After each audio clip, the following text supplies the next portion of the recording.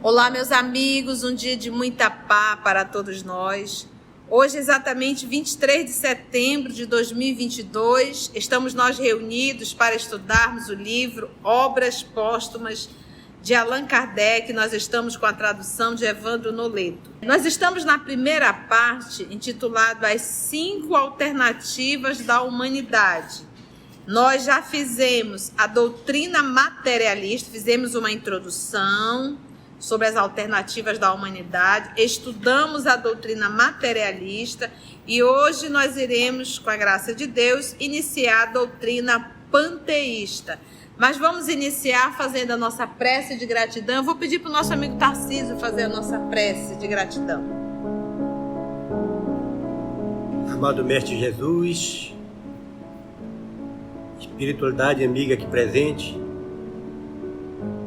queremos agradecer por mais essa oportunidade de estudo, que os nossos ensinamentos de hoje possam ser assimilados por todos, praticados no nosso dia a dia, que essa obra de Allan Kardec, obra póstuma, possa ser refletida a cada dia em nossa vida, pois sabemos que temos a cada dia se modificar para melhor, aprender, praticar e exercitar os ensinamentos de Jesus nos tem dado, que tanto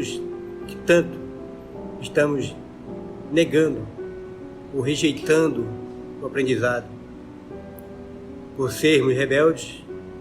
E assim, Pai, dai-nos força, entendimento, para que possamos a cada dia dar um passo em Tua direção. Guiai-nos e nos orientai, que assim seja. Obrigada, meu amigo. Então vamos lá, vamos lembrar um pouquinho sobre a doutrina panteísta. Quem quiser anotar, e deve. O termo panteísta remete ao grego pan, que significa tudo, e theos, que significa Deus. Ou seja, tudo é Deus. Essa é a doutrina panteísta. E o professor Allan Kardec vai lembrar o conceito e vai nos mostrar a consequência da crença nessa doutrina. O princípio inteligente, ou alma, independente da matéria, é extraído ao nascer do todo universal, conceito panteísta. Individualiza-se em cada ser durante a vida e volta, em razão da morte, à massa comum, como as gotas de chuva ao oceano. Então, aí, para a doutrina panteísta, a alma não tem uma individualidade. Ao nascer, ela sai desse todo, vive um período aqui de 30, 70, 80 anos, e de repente, quando acaba a saúde física, né, a vitalidade do corpo, essa alma volta para o todo novamente. Ela se mistura, ela não conserva a sua individualidade. Logo, não existe uma continuidade da vida dessa alma no mundo espiritual, porque ela volta para o todo. Então, uma gota, quando se mistura no oceano, ela continua sendo uma gota? Não, agora ela é um oceano. Entende? Então, esse é o conceito. Consequência disso: sem individualidade e sem consciência de si mesmo, porque se eu volto para o todo, há consciência, há individualidade? Não. O conceito da gota e do oceano é perfeito, tá? Então, sem individualidade, sem consciência de si mesmo, é como se o ser não existisse. As consequências morais dessa doutrina são exatamente as mesmas que as da doutrina materialista. Porque a doutrina materialista não existe. E a panteísta, você também deixa de existir. Você passa a ser o todo, você passa a ser um oceano, você não é uma gota mais. E aí o professor colocou uma nota. Certo número de panteístas admite que a alma tirada ao nascer do todo universal conserva sua individualidade por tempo indefinido e somente volta à massa depois de haver chegado aos últimos degraus da perfeição. Então a gente observa que existe um grupo aqui de panteístas que diz, olha, ela adquire a sua individualidade, ela conserva a sua individualidade. Mas quando ela chega ao seu grau de perfeição, que deve ter, aí ela volta para o coletivo de novo, ela volta para o todo. Então, deixa de existir. E o que a gente aprende no Espiritismo? Que a alma nunca morre. Ela não é eterna, porque é eterno só Deus. O conceito de eterno é o que não teve começo e não terá fim. Então, é eterno só Deus. Mas nós podemos dizer que a alma ela é imortal. Ela teve começo e não terá fim. As consequências desta variedade de crença são absolutamente as mesmas que as da doutrina panteísta propriamente dita, já que é de todo inútil que alguém se dê ao trabalho de adquirir alguns conhecimentos, cuja consciência terá de perder, porque mesmo esse segundo grupo que acredita que quando você chegar ao nível supremo você volta para o todo, por que eu construí uma consciência se eu vou ter que perdê-la? Não absorve, não tem, né? Não tem nexo realmente disso. Cuja consciência terá de perder ao aniquilar-se após um tempo relativamente curto. Se a alma, em geral, se nega a admitir semelhante concepção, quão mais penosamente não haveria ela de sentir-se chocada, ponderando que o instante em que alcançasse o conhecimento e a perfeição supremos seria aquele em que se viria condenada a perder o fruto de todos os seus labores, de todos os seus trabalhos, perdendo a sua individualidade. Poxa, trabalhei, alcancei a minha plenitude e agora eu vou perder tudo. Não, pois é, não tem. Para que lutar? Não tem nexo realmente. Então a gente pode estar estudando esse sentido. Qual é esse propósito? Olha, nós não sabemos. O futuro a gente não tem ideia. A gente não pode avaliar que a vida que nós vivemos na Terra, isso aqui é supremo, não é? A gente conheceu a vinda de um Cristo aqui na Terra, de um Cristo já, não é nem de um Espírito superior, que está além de um superior, que é um Cristo. Nós conhecemos o nosso Senhor Jesus Cristo, tem a história dele, e vimos um pouco da capacidade dele, porque ele não fez tudo. Ele não ensinou tudo, porque a gente não teria capacidade de compreender. Então, existem formas, lições, aprendizados que a gente não tem nem ideia quando se fala de evolução. O nosso nível ainda de evolução é uma evolução ainda bem primitiva. Nós estamos desenvolvendo ainda a arte de pensar e a arte de amar. Isso não é muito mesmo iniciando mesmo. Alguma dúvida da doutrina panteísta? Ficou claro o que é? Vamos para a terceira alternativa da humanidade. A primeira foi qual? Materialista. A segunda, agora vamos a deísta, tá? Doutrina deísta. Essa aqui é bem interessante, né? Afirmam que Deus criou o universo. Isso aqui é conceito, tá? Pega só o conceito primeiro, ainda não é a fala do professor. Afirmam que Deus criou o universo com tudo o que está nele e está deixando que tudo siga o seu curso natural, sem qualquer outra intervenção da sua parte. Então, na doutrina deísta, Deus criou tudo e tirou férias. E deixa que tudo vai seguir no seu curso natural. Entendeu? Não tem lei, não tem nada.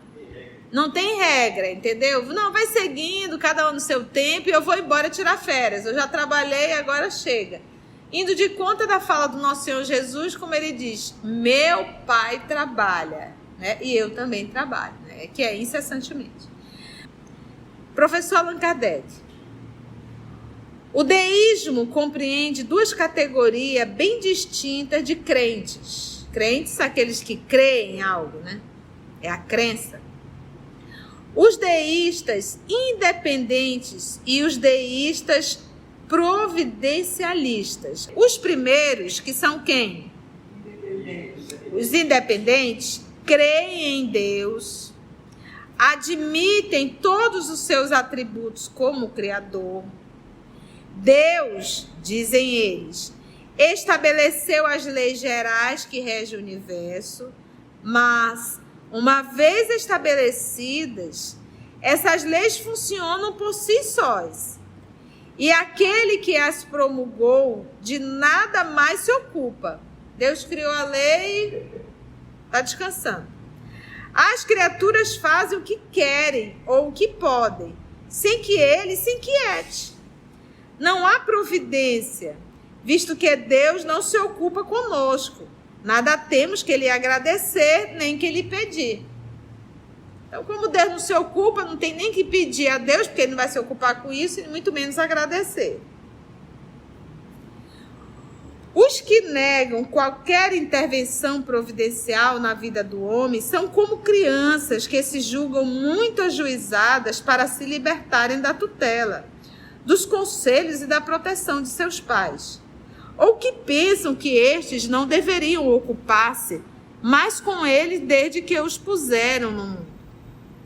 Sob o pretexto de glorificarem a Deus, grande demais, dizem, para se abaixar até as suas criaturas, fazem dele um grande egoísta e o rebaixam até o nível dos animais que abandonam suas crias à natureza.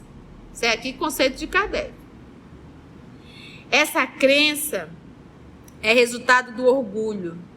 É sempre a ideia de que estamos submetidos a um poder superior que fere o amor próprio e do qual procura eximir-se. Enquanto uns negam absolutamente esse poder, outros consentem em reconhecer-lhe a existência, embora o condenando à nulidade, ou seja, nulo, né? Há uma diferença essencial entre o deísta independente, do qual acabamos de falar, e o deísta providencialista. Este último, providencialista, com efeito, crê não só na existência e no poder criador de Deus, na origem das coisas, como também acredita na sua intervenção incessante na criação. E a ele ora, embora não admita o culto exterior e o dogmatismo atual. Quando ele fala em dogmatismo, ele está falando dos dogmas da igreja, tá bom? E eles também não admitem o culto exterior, tá?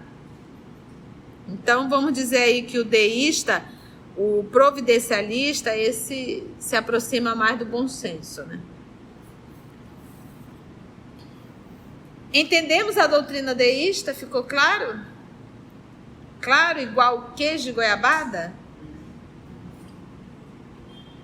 Puxando sardinha para os baré, igual pão com tucumã? Tucumã, gente, vocês que estão no sul, sudeste, centro-oeste, eu vou fazer inveja. Mas você pode ir na internet. Busca tucumã. É uma fruta.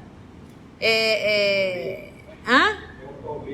uma palmeira, né? Um espetáculo. E dá uma frutinha que a gente, amarelinha, laranjadinho, a carninha dele. Se tira aquela carnezinha dele e come com pão.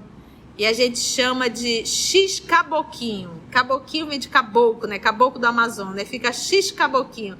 E é um espetáculo, né? Põe o tucumã, o queijo coalho. Até esquecemos da doutrina deísta, né? Não era... É o pão com tucumã. Então, tão claro quanto o pão com tucumã? Vamos para o quarto. Doutrina dogmática. A doutrina dogmática afirma a capacidade do homem de atingir a verdade absoluta. Temos como alcançar? Não temos. Na condição de homem, não. A verdade absoluta e até mesmo indiscutível. Por isso, doutrina dogmática. Indiscutível.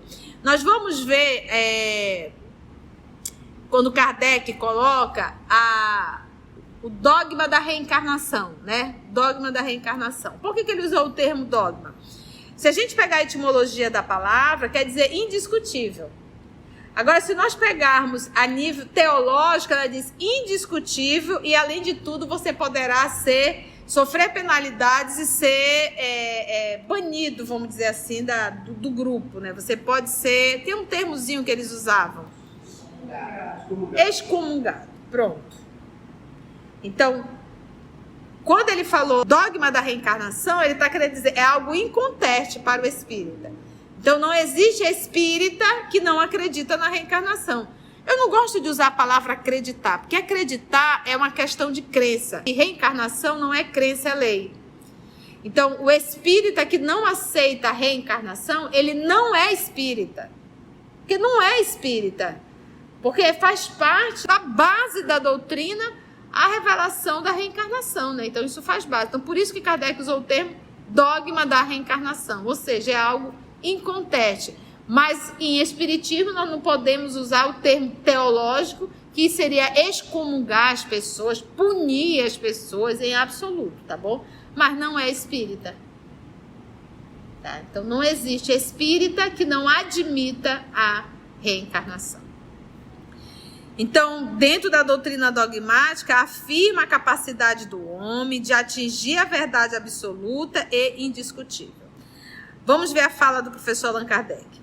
A alma, independente da matéria, é criada por ocasião do nascimento de cada ser. Então, uma vez o pai e a mãe, ali na vida conjugal, acaba procriando, a alma seria criada ali na hora, segundo a doutrina dogmática, tá? Nós espíritas já sabemos que não é assim.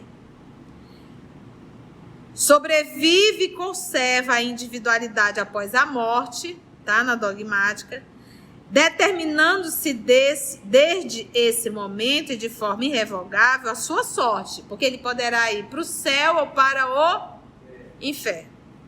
Seus progressos ulteriores são nulos.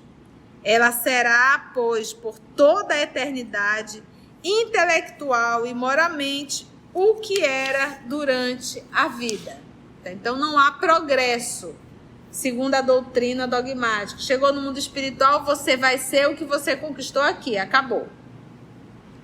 Sendo os maus condenados a castigos perpétuos e irremissíveis no inferno, o arrependimento se torna completamente inútil. Parece assim que Deus se nega a conceder-lhe a possibilidade de repararem o mal que fizeram, dentro da doutrina dogmática. Os bons são recompensados com a visão de Deus e a contemplação perene no céu.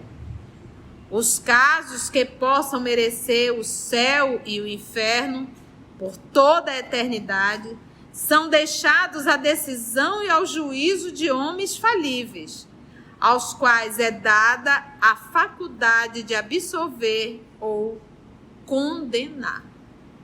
Olha, gente, juízo de homens falíveis. O sacerdote não vai lá e ele não tem a capacidade de fazer a absolvição na confissão. E quando a pessoa está desencarnando, eles vão lá.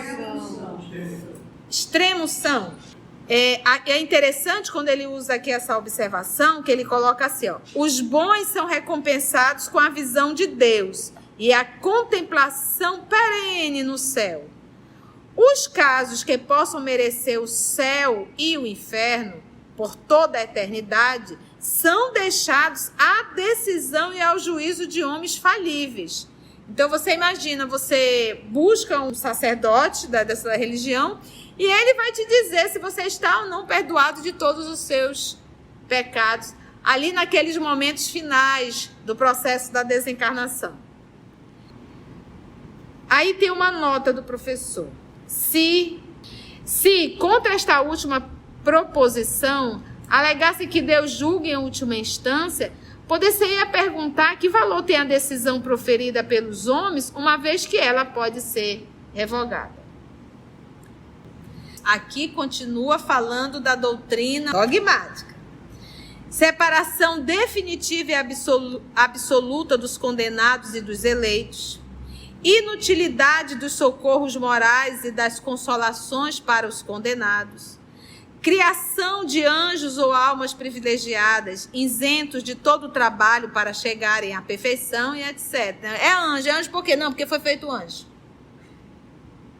Ele não alcançou, ele foi feito. E ele diz assim, inutilidade dos socorros morais e das consolações para os condenados. Então não tem que orar, não adianta, já foi. Consequências. Mas é interessante isso aqui, porque dentro da igreja não se faz a missa de 7º dia, não se ora pelo desencarnado, independente se foi bom, se foi mal. A única coisa que a gente sabe que não se admite é para suicida. Eu não sei se isso já mudou dentro da igreja. Consequências. Agora vem o professor falando das consequências. Esta doutrina deixa sem solução os graves problemas seguintes. Primeiro, de onde vêm as disposições inatas, intelectuais e morais que fazem com que os homens nasçam bons ou maus, inteligentes ou débeis mentais? Porque dentro dessa doutrina, o que acontece? A alma foi criada no momento. Na ocasião do nascimento. E isso cabe também às outras. Porque a mesma panteísta, você viu o quê? Que a alma sai do todo e volta para o todo. Segundo, porque isso aqui é óbvio, né? Por que uma criança traz determinadas tendências? Se foi criada exatamente naquela hora. Segundo, qual a sorte das crianças que morrem em tenra idade? Tem criança que vive 2 horas. Tem crianças que vivem só a vida intrauterina. Tá, não, mas a alma só é dada no momento que a criança diz, oi, cheguei, que é quando dá o grito. Tudo bem, mas aqui viveu 2 horas só, depois do grito. Tem direito a um céu, virou um anjo. Poxa, mas ela nunca teve uma conta de energia para pagar tão cara, uma conta de água. Ela nunca soube o que é um trânsito, nunca soube o que é uma enfermidade, nunca soube o que é menino chorando. Então, nunca passou pelo calor de Manaus. Então, ou seja, não passou por provas, muito menos por expiações. Mas vamos colocar só provas. Como que pode já adquirir o reino de Deus? Até eu ia querer desencarnar com 2 horas de nascido, porque aí já estava garantido. A linha de acerto ia ser muito maior. Não é verdade? Por que não vão elas para uma vida bem-aventurada, sem o trabalho a que os outros ficam sujeitos durante longos anos? Por que são recompensadas sem terem podido fazer o bem, ou são privadas de uma felicidade perfeita sem terem feito mal? Terceiro, qual a sorte dos cretinos e dos idiotas que não têm consciência de seus atos? As crianças que nascem, as pessoas que nascem com deficiência mental? Quarto, onde a justiça das misérias e das enfermidades congênitas, uma vez que não resultam de nenhum ato da vida presente? A pessoa já nasceu assim, poxa, mas e aí, o que aconteceu? Se é a primeira existência dela, por que nasceu assim? Aí diz assim, nós não podemos questionar tudo de Deus. Sim, pera lá, não é questionar Deus, a gente está questionando a sua linha de raciocínio. Porque nós sabemos que a reencarnação ela foi tirada do livro sagrado. Mas sempre existiu, não com essa palavra. Reencarnação, a palavra foi criada com Kardec. Mas sabia-se das existências. Teodora que o diga, né? Quarto, onde a justiça das misérias e das enfermidades congênitas, uma vez que não resultam de nenhum ato da vida presente? Quinto, qual a sorte dos selvagens e de todos os que forçosamente morrem no estado de inferioridade moral em que foram colocados pela própria natureza, se não lhes é dado progredirem mais tarde? Nessa época aqui, o século XIX, a quantidade de tribos indígenas que ainda tínhamos por aí. Sexto, por que razão Deus criaria umas almas mais favorecidas do que outras? Sétimo, por que chama ele a si prematuramente os que teriam podido melhorar-se se vivessem mais tempo, visto que não lhes é permitido progredirem depois da morte? Pode progredir depois da morte? Não. Errou. Dentro da doutrina dogmática, não. Oitava.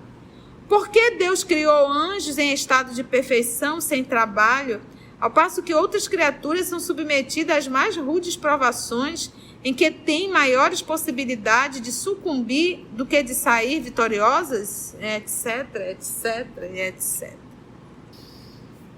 Faz sentido isso? Isso tem lógica?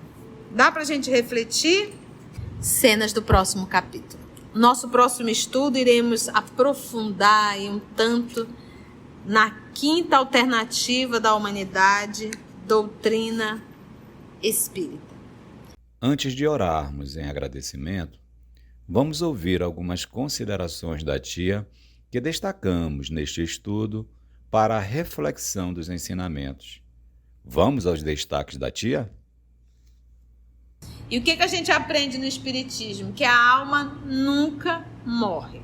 Ela não é eterna, porque eterno só Deus. O conceito de eterno é o que não teve começo e não terá fim. Mas nós podemos dizer que a alma ela é imortal. Ela teve começo e não terá fim. O nosso nível ainda de evolução é uma evolução ainda bem primitiva. Nós estamos desenvolvendo ainda a arte de pensar e a arte de amar. Reencarnação não é crença, é lei. Então, o espírita que não aceita a reencarnação, ele não é espírita. Assim, concluindo o nosso estudo de hoje e agradecendo o nosso Mestre Jesus por mais este momento de aprendizado, vamos orar? E assim agradecemos a Deus nosso Pai, agradecemos a Jesus, o amor de nossa vida, agradecemos aos amigos espirituais aqui presentes que coordenaram o nosso trabalho, nos inspirando. E se Deus assim nos permitir, até o nosso próximo encontro. Graça te damos, Senhor.